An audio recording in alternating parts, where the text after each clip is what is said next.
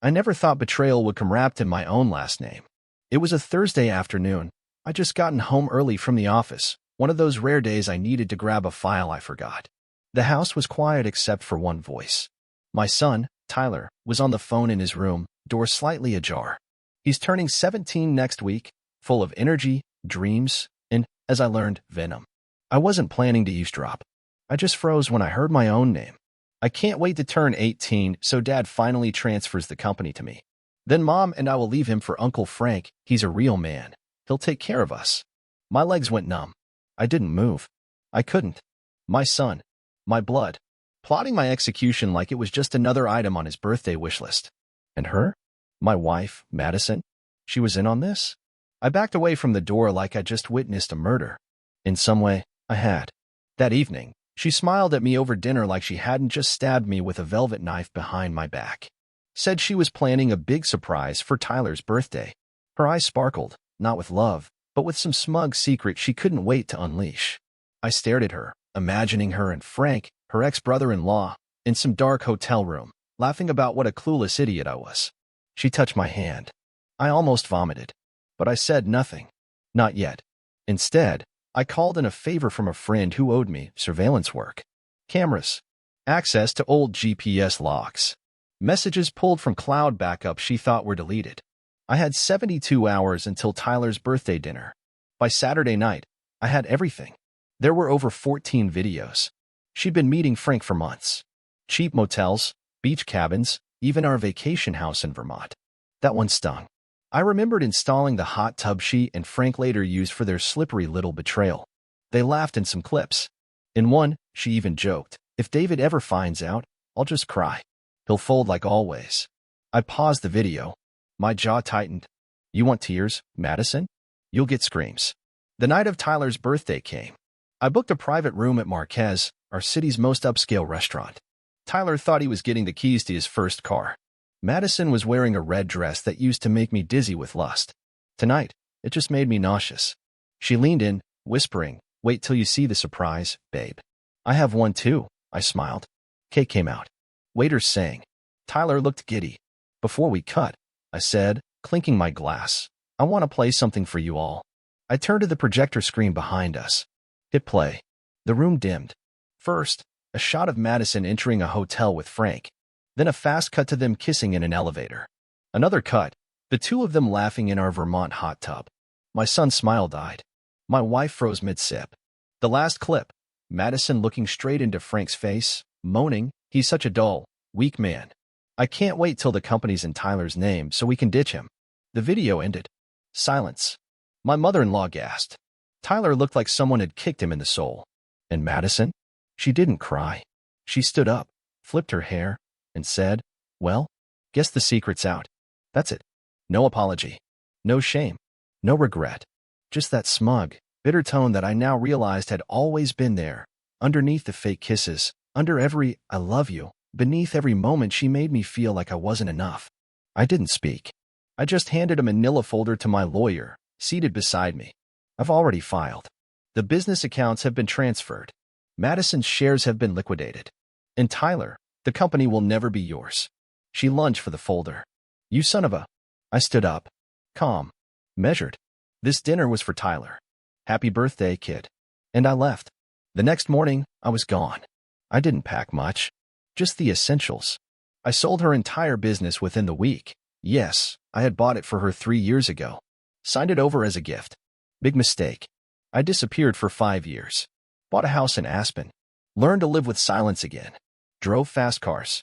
Built something new. But the best part? Last spring, I got an invite to a high-profile charity gala in LA. She'd be there. My lawyer told me she was clawing her way back into high society.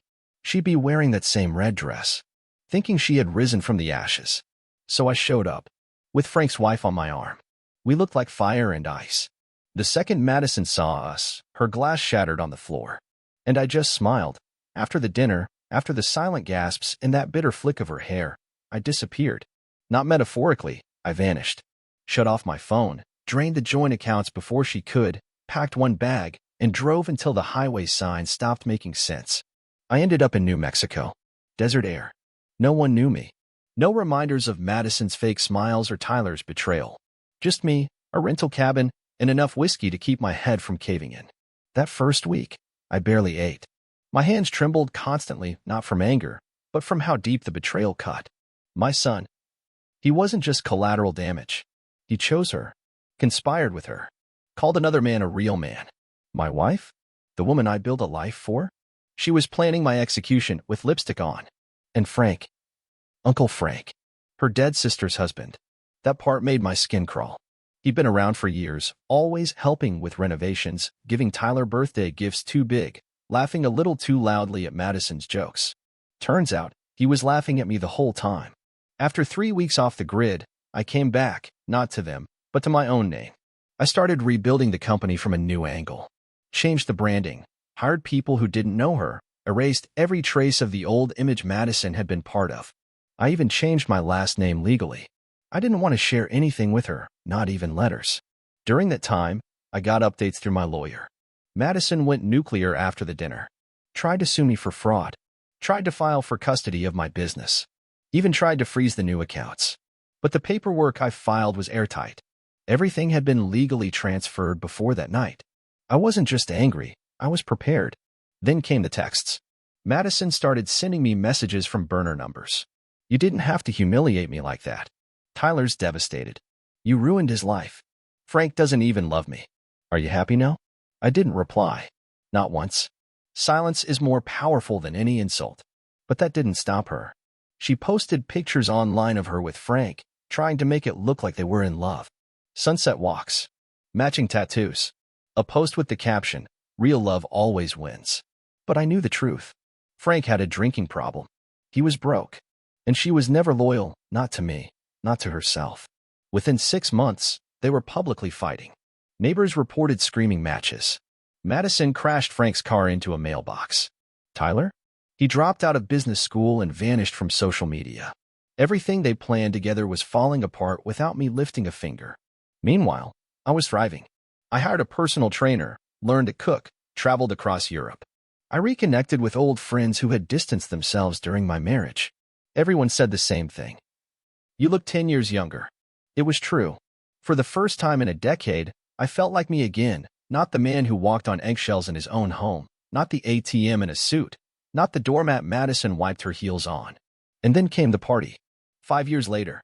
A rooftop charity gala in Los Angeles. Designer suits, champagne towers, paparazzi outside. I wasn't planning to go until I saw her name on the guest list. Madison Taylor. Still clinging to my old last name like it was the only prestige she had left. So I sent one message not to her, but to Frank's ex-wife. Her name's Vanessa. Blonde. Sharp eyes. 10 times the woman Madison could ever be. We talked a few times after the chaos, exchanged war stories. I told her my plan. She agreed without hesitation.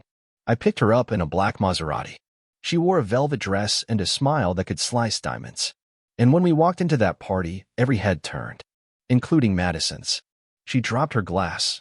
She stood there frozen, eyes wide, mouth slightly open like she'd seen a ghost. But I wasn't a ghost. I was the man she threw away, rebuilt, refined, and standing tall next to the ex-wife of her ex-lover. Poetic, right? The gala music kept playing, but the air in that room had changed. Madison didn't move for a full 10 seconds. Then she blinked, composed herself like she hadn't just lost the upper hand for the first time in years, and made her way toward us, each step deliberate, dangerous. David, she said, her voice honey-coated venom. Didn't expect to see you here. Vanessa smiled and slid her hand along my arm. Oh, but we expected you. That's why we came. Madison's eyes darted to Vanessa like she was just a piece of furniture, one she used to own. You two, together? I shrugged. Let's just say we've had some interesting conversations. Lots of shared history. And trauma. Vanessa leaned in with a smirk. Turns out betrayal makes good bonding material. For the first time, Madison lost her composure. Her face twisted. Rage, regret, jealousy, all fighting for space. But she couldn't scream. Not here. Not in front of the cameras. Not with donors and CEOs and half of LA's elites circling the room. So she did what Madison always did when she couldn't control the situation. She lied. I'm glad you're both happy, she said, her lips trembling. Frank and I, we're doing great. I let out a quiet laugh. You mean before or after he pawned your wedding ring to pay his DUI fines? She blinked. Hard. I'd done my homework. Vanessa raised her glass. To moving on from losers. Madison snapped. You're pathetic, David. Dragging around my leftovers like some kind of revenge fantasy. Now, here's the part one wish someone had filmed the moment the entire room turned silent again, this time on her. Because I stepped forward, leaned just enough for her to hear, and said, No, Madison. Revenge was that dinner 5 years ago. This is just dessert. Then I walked away. The rest of the night was a blur of clinking glasses, low laughter, and curious glances. People remembered me, the man whose scandal made headlines half a decade ago. They'd seen the video leak, heard the gossip, and assumed I'd disappeared into obscurity. Now I was back, successful, confident, and carrying none of the weight she left behind. And Madison? She left early. I saw her slip out alone, red dress flowing like a cape of shame behind her. She didn't say goodbye. Didn't need to. Her silence said enough. Later that night, I got a message. How could you do this to me? After everything we had? I didn't respond. The next day, Vanessa and I got breakfast at a quiet little cafe overlooking the ocean. We didn't talk about Madison. We didn't need to. The past had been loud enough. Now came the silence, peaceful, earned. And still, despite everything, despite the betrayal, the humiliation, the raw pain of watching your own son call another man real, I didn't hate her. I didn't need to. She lost everything the moment she underestimated me. That's the thing about betrayal. It doesn't just end love. It exposes everything that was fake. Every smile, every kiss, every whispered lie. She thought I'd fall apart. Thought I'd crumble. But I became stronger. Sharper. Colder. Yes, but wiser. Madison taught me that love without respect is a slow poison. That loyalty is louder than words. And that silence, when earned, is the most powerful answer of all. After that gala, the silence I hoped for didn't last long. The morning after, as the sun rose over the coast and the world returned to its rhythm, I got the second message from Madison. It wasn't angry this time. It was something worse. I'm sorry. I didn't mean for any of it to happen that way. I read it 3 times. Still sounded like a line from a soap opera, scripted, shallow, fake. She didn't mean for what exactly? The betrayal? The lies? Turning my son against me? Climbing on top of Frank in my vacation house? No. I knew what this was. She wasn't sorry. She was losing. People had talked. That gala had more social influence than the boardroom of a Fortune 500 company. Madison, once the elegant ex-wife who tried to paint me as controlling and emotionally distant, had been outclassed by me and by Vanessa, who'd spent years sharpening herself while Madison doled into a bitter caricature. That's when the real unraveling began. The news came in waves. First, a contact sent me a link. Madison's boutique skincare brand had collapsed. Investors pulled out. Apparently, someone had anonymously leaked footage of her arguing with Frank in a parking lot, where she called her customers gullible idiots who buy anything in a glass jar. That clip went viral. Then came Tyler.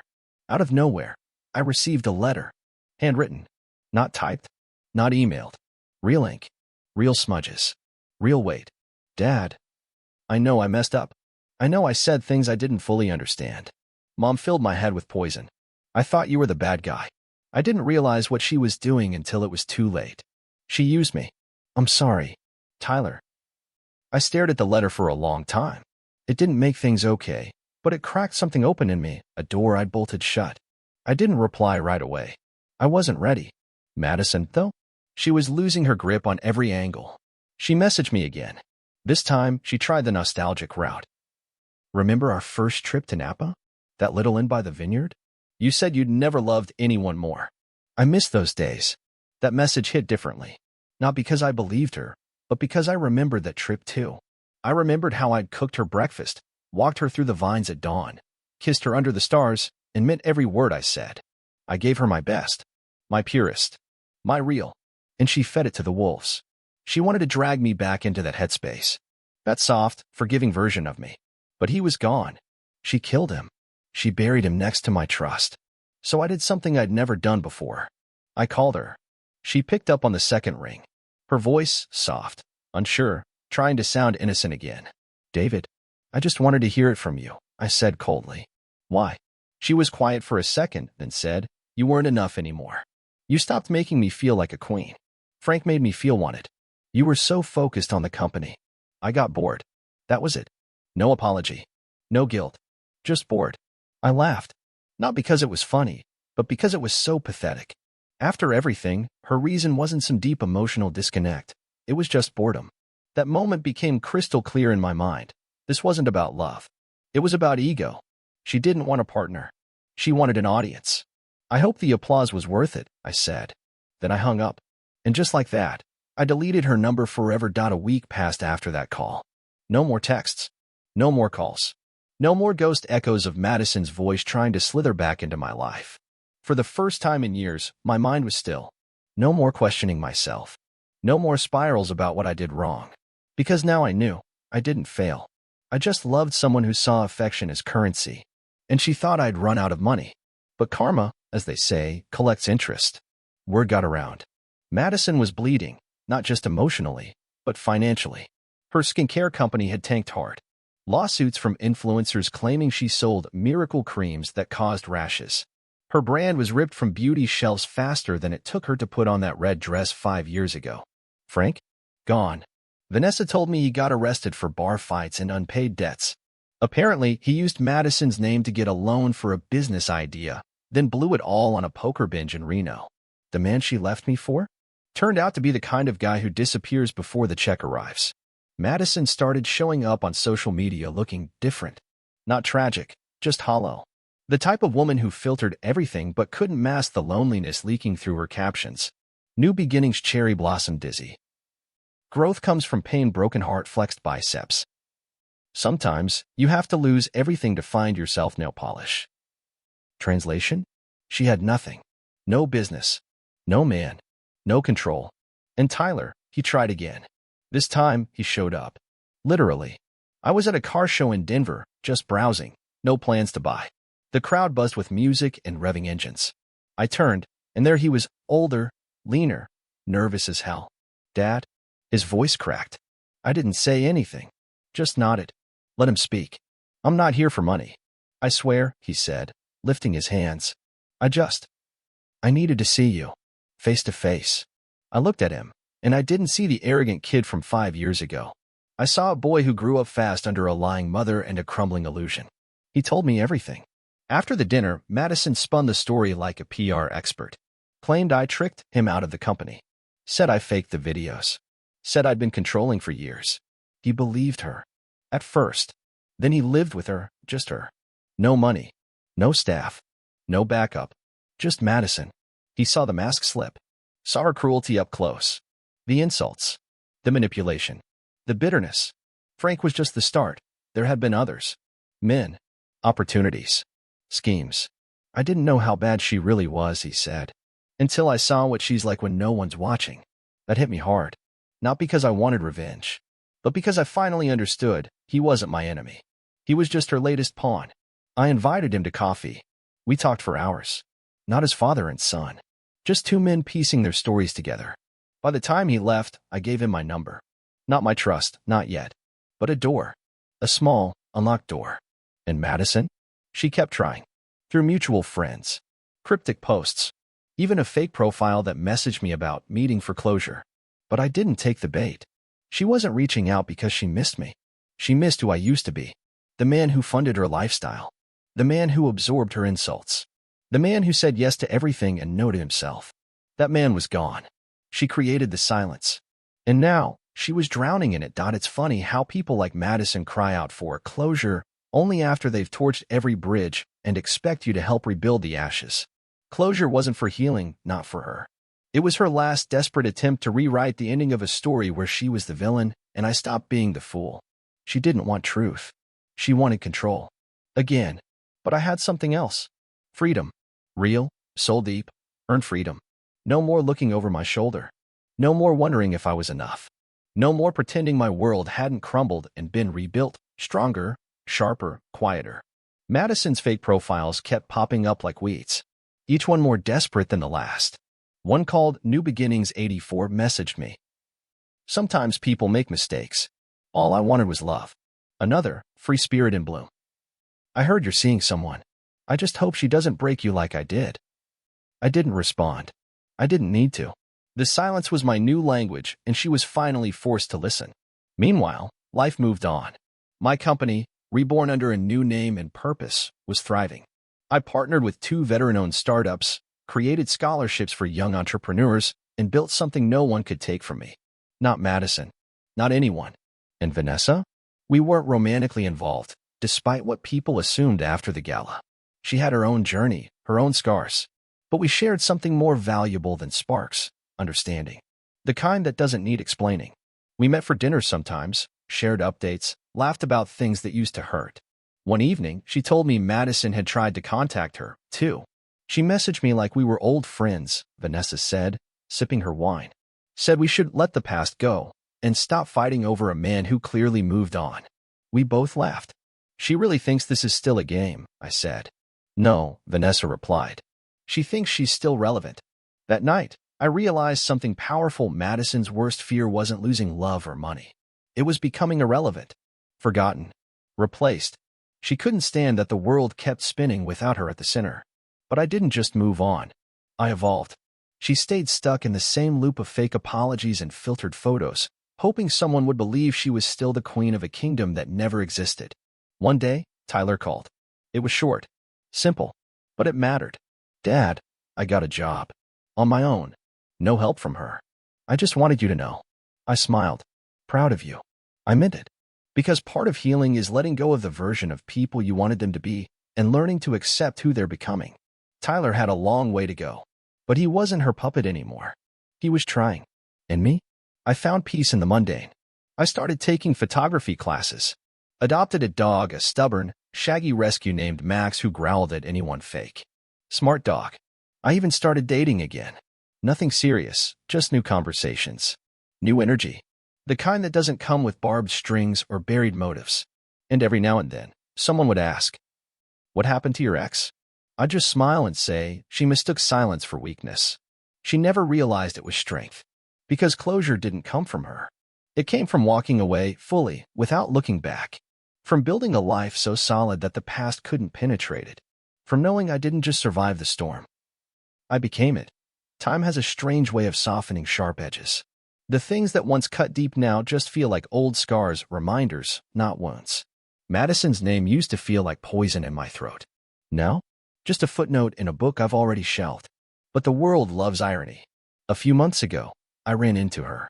Not in some dramatic, movie-style way, no rain, no thunder, no violin music. Just a quiet Wednesday afternoon in a grocery store. She didn't see me at first. She was arguing with a cashier over a coupon that had expired 3 weeks ago. Her voice was sharper than I remembered, shrill and forced. Her hair was dull, her clothes still designer, but something had faded, the sparkle, the illusion, the mask. She turned and froze. We locked eyes for half a second.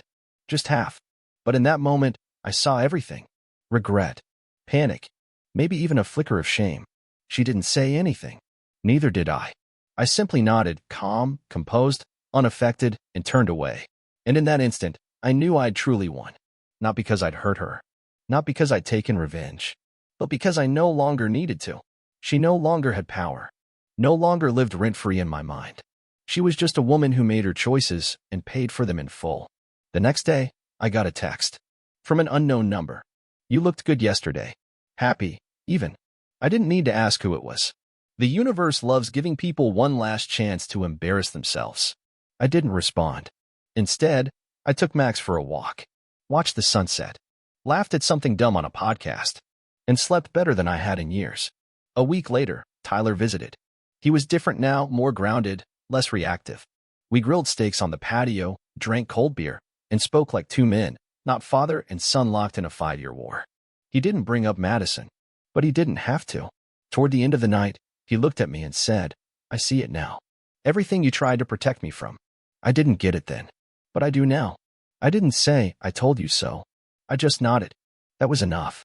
And then he handed me something. A faded photo. Me, Madison, and Tyler at a beach, years ago. Back when I still believed in forever. He said, "Keep it." As a reminder of what not to repeat. That night, I framed the photo. Not to honor the past, but to acknowledge it. To remind myself that even the worst storms shape stronger roots. That pain, betrayal, humiliation, they don't get to define you. You do. The echoes of her name don't hurt anymore. Because I turned them into music, into momentum, into a life so loud with peace, success, love, real love, that her whispers can't reach me anymore. I didn't just survive Madison. I rebuilt myself from the ashes she thought would bury me.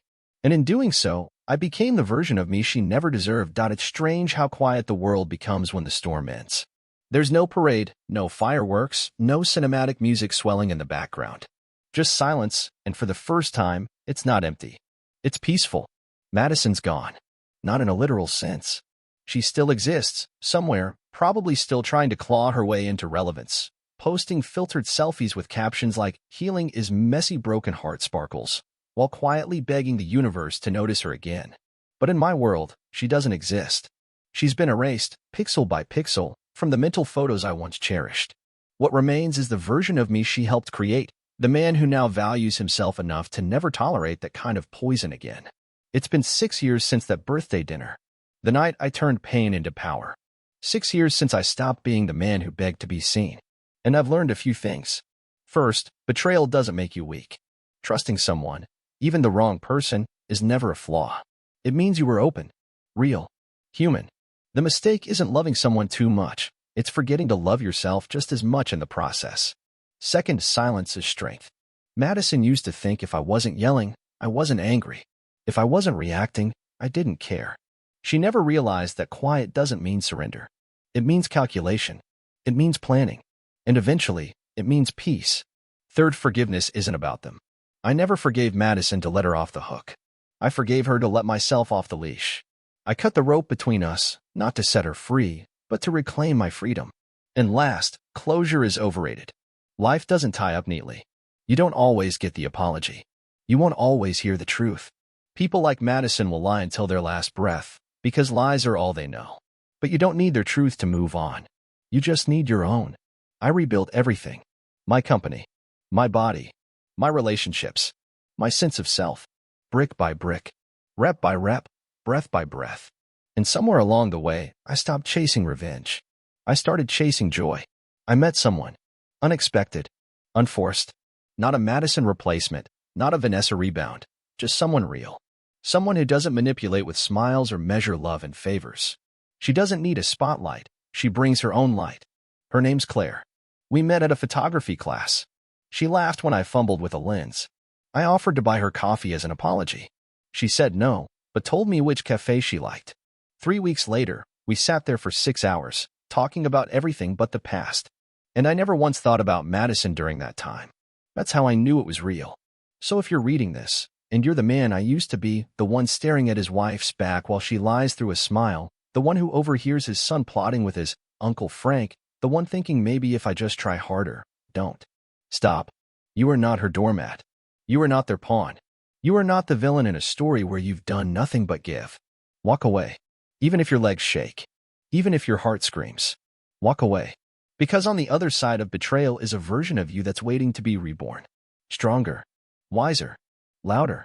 And someday, if you're lucky, you'll sit across from a woman who looks at you without a hidden agenda, without a mask, and you'll realize. You didn't lose her. She lost you. And that, my friend, that's the real surprise.